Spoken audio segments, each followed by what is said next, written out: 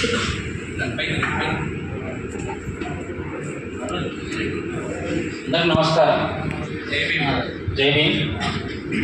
Sir, తెలంగాణలో దాదాపు 2005-6 సంవత్సరంలో ప్రవేశపెట్టిన పనులు గ్రామాలలో గ్రామ సభల ద్వారా పనులు ఎంపిక చేసి గ్రామ సభలో పనులు గుర్తించి రైతులకు, కూలీలకు, అక్కడున్న ప్రజలు అవకాశం ఉన్న పనులను అభివృద్ధి కోసము, ఆ గ్రామ అభివృద్ధి కోసము నిర్మాణం చేసి పనులు ఎంపిక చేసేది సార్.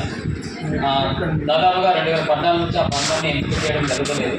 కేవలం సిస్టంలో ఎంట్రీ చేసి 60-40 వర్క్స్, అంటే 60 మెటీరియల్ వర్క్, 40 లేబర్ వర్క్తో కొద్ది పనులు మాత్రమే గ్రామాలలో చూపిస్తారు సార్. ఏమున్నా గత 2 సంవత్సరాల నుంచి గ్రామీణ ప్రాంతాలలో ఉపాధి కేవలం సిల్ట్ అప్లికేషన్ మాత్రం జరుగుతుంది. ఇక వేరే పనులు లేవు సార్.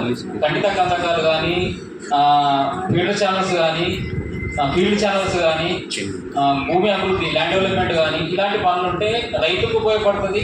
ఆ రైతుకు ఆ భూమి అభివృద్ధి అయితే వర్షాకాలము బోరు నీళ్ళు వేసుకొని పంట పండించుకునే అవకాశం ఉంటుంది సార్. అలాంటి పనులు ఇంకా చేయకుండా నడుస్తుంది. ఉపాధి హామీని చాలా నీరుగార్చే ప్రయత్నం జరుగుతుంది సార్. ఇప్పుడు రైతులు సార్ ఒకరొకరు ఇండివిజువల్గా బర్ల సెట్ కట్టుకున్న వాళ్ళకు దాదాపుగా 8 నెలలు అవుతున్నా 9 నెలలు అవుతున్నా బిల్లులు రాలేదు సార్. మళ్ళీ ఇప్పుడు ఆ బిల్లులు అంటే గ్రామ పంచాయతీకి వస్తాయండి, గ్రామ పంచాయతీ అకౌంట్లోకి వస్తాయంటే రైతుకు రావాలంట. అదొక పెద్ద ప్రశ్నగా ఉంది సార్. ఎందుకంటే గ్రామ పంచాయతీ అకౌంట్లోకి వస్తే రైతు తెలియదు, తన పెట్టుబడి మళ్ళీ వచ్చిందా లేదా అనేది తెలియదు. అది ఎట్లా అనేది రైతు కూడా సందిగ్ధంలో ఉంది సార్. ఇది దాదాపుగా మా మండలంలో, అంటే మెదక్ జిల్లా నిజాంపేట మండలంలో ఇప్పటికీ ఒక 15 బర్ల సెట్లు కట్టించినాం సార్ మేము డిబిఎఫ్ మానిటరింగ్లో భాగంగా. ఇప్పటికీ వాళ్ళకి పేమెంట్ రాలేదు.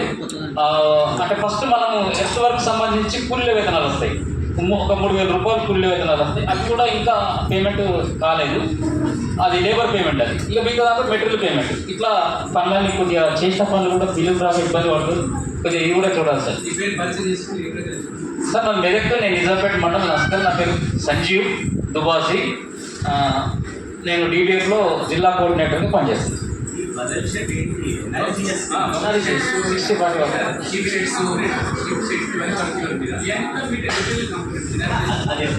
దానికి